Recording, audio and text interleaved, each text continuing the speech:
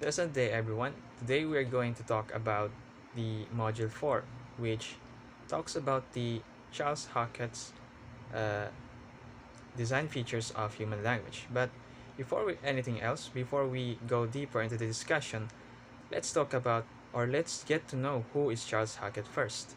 So Charles Hackett is an American linguist and anthropologist.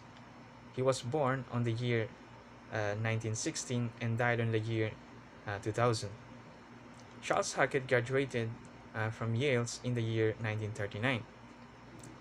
His work focuses mainly on particularly on linguistic analysis, particularly or mainly in morphology and phonology.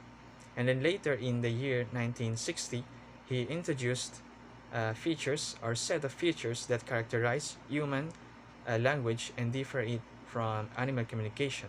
And he called these features as the design features of language. Then the second question was enumerate and explain the Hackett's 16 design features of language.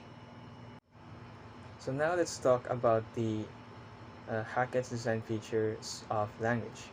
So Hackett's design features of language are a set of features that characterize human language and set it apart from human or animal communication rather.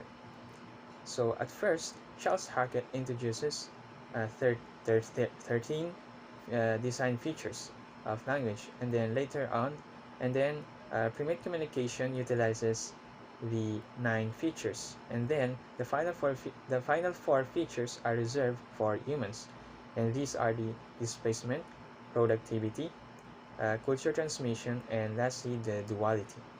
And then later on, Charles Hackett added the 3 features, and these are the reflexiveness, prevarication, and lastly is the learnability.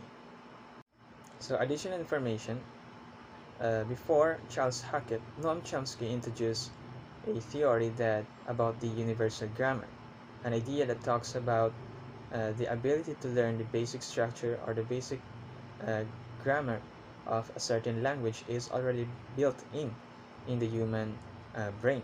However, Charles Hackett has a uh, contradicting, let's say, an idea about the learning process of a language.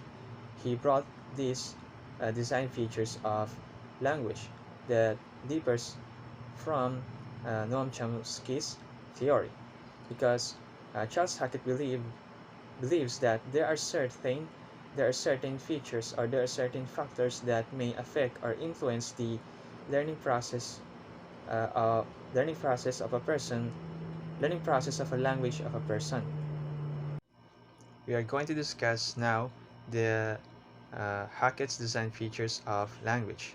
So basically, there are 16 design features, and these are the vocal auditory channel, broadcast transmission and directional reception, transitoriness, interchangeably, total feedback, specialization, semanticity, arbitrariness, discreteness, displacement, productivity, traditional or cultural transmission, duality of patterning, predication, reflexiveness, and learnability. So the first one is the vocal auditory channel. It refers to the idea that speaking, hearing is the mode human use for language. So it is very known that speaking and hearing is the usual way that humans communicate to other people. And when we say speaking, we have a sender. And then when we say hearing, we also assume that there is a receiver of the message. The next one is the broadcast transmission and directional reception. The idea is when humans speak, sounds are transmitted in all directions, wherein the receiver perceives the direction from which sounds are coming from. So it is basically connected to the first one, which is the vocal auditory channel, because when humans speak, sounds are transmitted in which the receiver uses his auditory sense to perceive the direction from which the sounds are coming from. The next one is the transitoriness. Transitoriness, also called the rapid fading, refers to the idea of when a speaker stops from speaking, the sound waves are quickly interrupted or quickly disappear. Next one is the interchangeably. Interchangeably refers to the idea that humans have this ability to give and receive identical linguistic signals. The next one is the total feedback. The speakers of a language can hear their own speech and can control and modify what they are saying as they say it. It basically means, or basically referred to the idea that uh, a speaker of a language has this ability to control what they are saying, and as they ought to say what they have in their mind, as they formulate ideas in their inside in their head, they are able to modify depending upon the context or upon who are the audience they are addressing to. The next one is the specialization. The purpose of the linguistic signals is communication or to communicate, and not some other biological function. The main idea is that uh, language is used as a means of communication. The next one is the semanticity.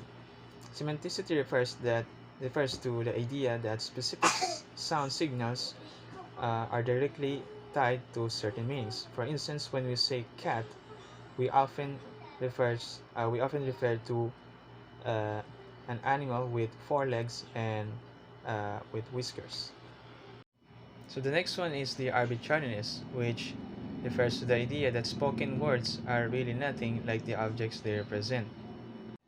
So the idea is that when I say or when we say a word, other people might have a different view or depiction of the object. So there's no absolute depiction of a certain thing because other people might have a different opinion about the appearance of that certain object. So when we say cat, yes, perhaps we might depict an animal with four legs. However, other people might have a different view or depiction of that cat.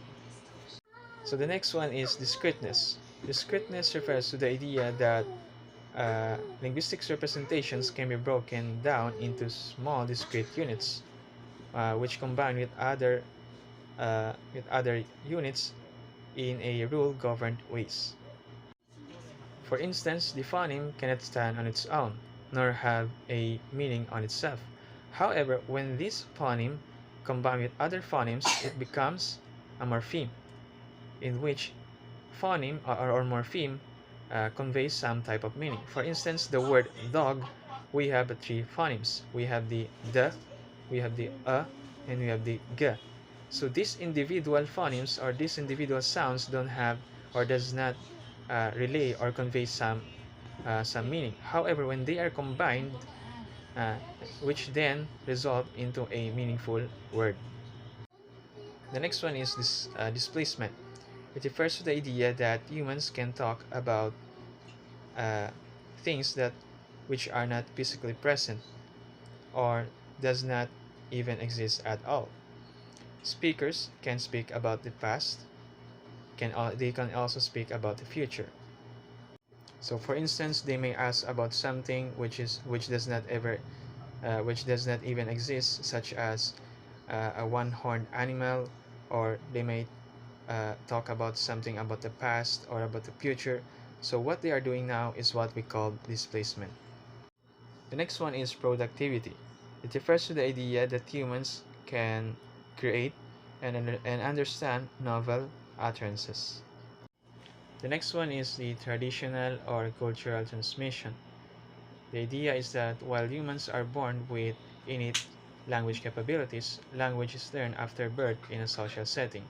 For instance, when a person is born into a Spanish-speaking family, then the child will acquire the language. And when we say that when a child is born in a English speaking family, the child will also acquire the language. However, when a person or when a child is born in an English speaking family, however adopted by uh, a Spanish speaking family, then the child will acquire the Spanish language. So the next one is the duality of patterning. The idea is that meaningful messages are made up of distinct smaller meaningful units. These are the words and morphemes, which themselves are made up of distinct smaller uh, meaningful units, in which are the phonemes. So duality of patterning is a two-layer of human language. Linguistic signals are composed of two. We have the individual sounds, meaningless, and we also have the meaningful, or we can also refer it to as the arrangement of sounds, in which sounds are combined with other sounds in order to form some type of meaning. From phoneme, when we combine a phoneme, we can get a morpheme, in which morphemes can combine some type of meaning. And when morphemes are combined, they can form a meaningful sentence. The next design feature is prevarication. Prevarication is the ability to use the language to lie or to deceive. So no matter how honest a person is, he or she will attempt to use the language to lie or to deceive. For instance, to cover up some mistake or to pretend. For instance, if the situation is not that good and he was asked, "How is it going?" Even though the situation is bad as uh, bad as much as uh, it makes someone cry, he will say that, or he or she will say that everything is fine, even though it's not. The next design feature is reflexiveness. So when a person uses language to talk about language, this is what we call reflexiveness. For instance, what we are doing now is what we call reflexiveness because we are talking about language. For instance, we can also say the word strictly speaking, or needless to say, or other expression that describe or talks about the language. So the last design feature is the learnability. Learnability refers to the idea that language is teachable and learnable, regardless of what the language is.